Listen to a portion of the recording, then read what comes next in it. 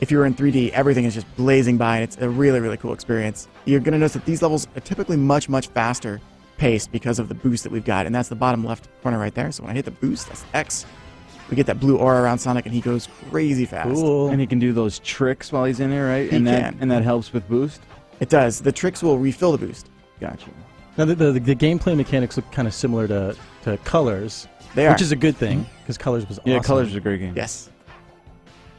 Yep, so yeah, as mentioned, it's very much a sort of hybrid of Colors and Unleashed, and then they've improved the formula from there, and the result is this. So it's come out really, really well. Now, are the wisps still present in the 3D version? It's a good question. The wisps you won't see in any of these levels because we're looking at a level from Sonic and Knuckles at this point. Okay. So wisps, in terms of history, have not appeared yet. Will wisps appear in the future? That's a good question. Maybe if there's a Sonic Colors level, you might see wisps. Cool. Who knows? So what I'm trying to do right now is get to the high path. There we go. And the boost that I'm using here is kind of it's a double-edged sword because you can't just hold boost to win, as I've seen people on our forums, try to say, those naysayers. It actually requires a lot of skill to use boost effectively and often. So the trick is that as you play more, as you practice, just like the original Sonic games, as your skill improves, you can complete the levels much, much faster. You can get your time down. And then, of course, you can see how you fare against other people on the internet. Man, you are good. It's like therapeutic watching you play. It's very, very relaxing. It should be a calming experience, yeah. Awesome.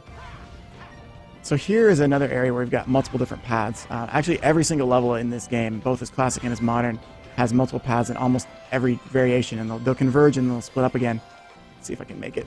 There we go. Were you switching back and forth on your own just now, or that's just part of the way the path goes? That's the way the camera pans. Oh, okay. So right here, it's got us into like a Sonic Colors style, and if I can stop this guy from pushing that button. So if you don't stop him fast enough, he'll actually block this section of the level off, and you have to go above, which is going to take a little bit longer, but right here we get that shortcut. Oh, wow. Now, the original level, and just like the end of the classic level, everything was kind of falling apart. So in the modern version, you're going to see a different take on that. As the level starts to fall apart right up here, everything starts to crumble. It's got a really kind of cool take on what if this level were brought back as a 3D level, and also what could we do in the modern levels was the dev team's idea to really make it fun and exciting. So you've played a lot of these levels, countless times if you're a Sonic fan on the old like Sega Genesis. So what can we do to make this? And this is Seaside Hill. We're playing as classic Sonic first. This level is one of my favorites in the game, actually, just because it references a number of other levels in Sonic games of old. So if I can pull this off, let's see. Wait for it. Oh, almost. What we're going to do, if you can stay to the high path, you can stay out of the water. At this point, we're just going to go for a little undersea adventure here. Yeah, this is giving me that sort of labyrinth zone yes. feel, right? Yes. Yeah. Now, you guys ready to feel a little scared? Oh, here we Can go. we turn up the music? Just wait for it. All the Sonic fans about to start panicking. Yep. There we go. Ah. You guys think I should get I a bubble? remember this. I'm starting to hyperventilate a I little should bit. probably get a bubble, huh? Get Bubble? it. Should I? Let's hear should the I get noise. that bubble? I don't. Okay. All right. So I love how they like reorchestrated that panic. Yes. Does he still do that little animation where he sucks up the bubble? He Because doesn't. I think when you're jumping, it doesn't show up, but I think when you're standing, maybe it does, or at least in the old games. Yeah, we can try that. When he jumps and grabs it, what happens is he kind of he opens his mouth a little bit and sucks it up. Yeah.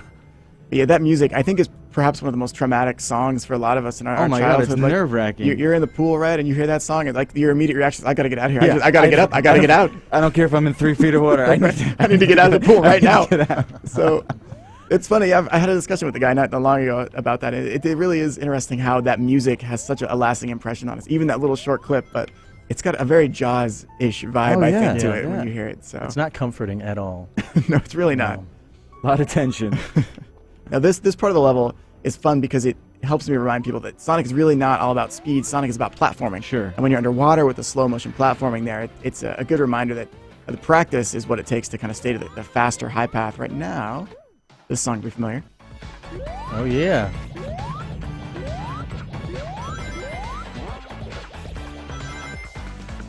This is the invincibility shield. Where Yeah, you can it just is. like Yep. take down anyone that gets in your way.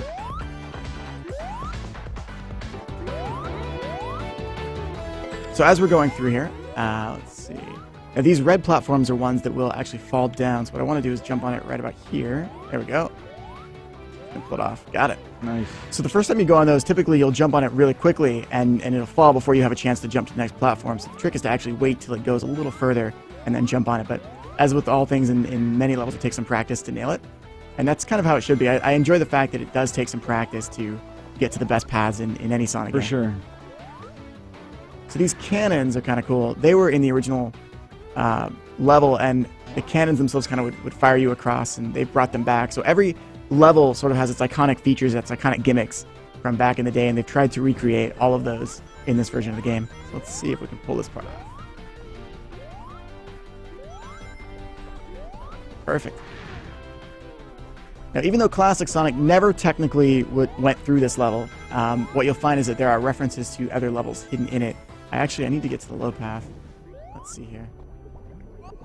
So do you play this game in its infancy stages and sort of suggest what you think will make it better, or yeah, a lot of people, how does that work? A lot of people at Sega actually sort of offer feedback and improvement. We have lots of teams that do that. So my voice is one of many voices at Sega that all work really hard, and we all kind of offer feedback to try and suggest this might make it better, that might make it better. Very cool. And to their, especially to their credit too, the team in Japan does a fantastic job of really coming up with good ideas that make fans go, oh my gosh, that's awesome.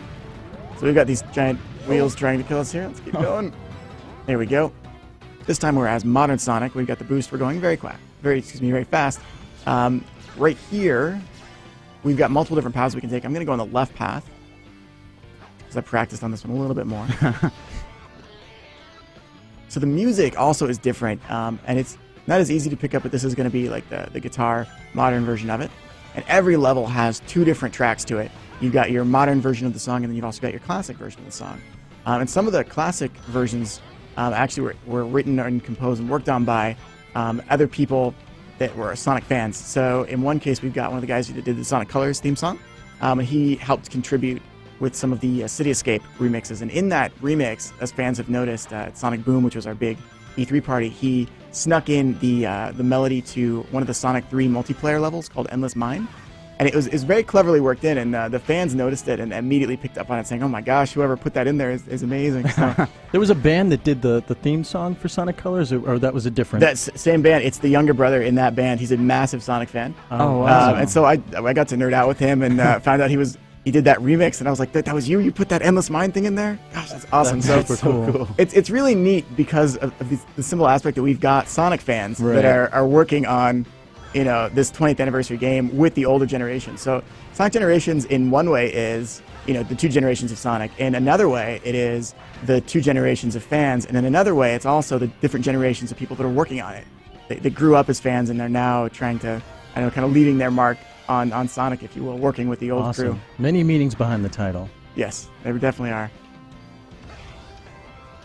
So as we speed through here, let's see, I'm going to slow down. Now this part, we can go different paths depending on what we do. That's cool. I want to wait for the cart, and then I want to boost right through there. Let's go. There we go. Got it. Now, if I get the turtle, that means I go the very slow route. You can see on the bottom there, actually, it's a lot of heavy platforming. In this case, we're just going to jump on our little go-kart and go. Oh, that's awesome. We can boost in this, yeah. Sonic Kart. So, yeah, little Sonic and Sega All-Stars vibe going on here. I feel like Sonic would be too cool for a car. Yeah, he would run faster than it. I feel like he doesn't really need the car. It's mostly for style points. Yeah, that's a good point. So we can go off the ramps, get extra rings here. This path is it's much faster to go through this path as opposed to trying to platform. So, and then he just destroys the car at the end. He didn't really need it anyway. He just trashed it. Insurance rates are terrible. But so we've got the grinding going on, and then the wall running. Whoa, oh wow, running that's Sonic. tough. Got it. Perfect. So we're on the high path right here. This one's kind of tricky. Let's see if we can pull it off. Nice. So we're wall jumping in between here. Keep going. Nice. So the pillars come down. We've got to try and quickly get across. There we go. Perfect.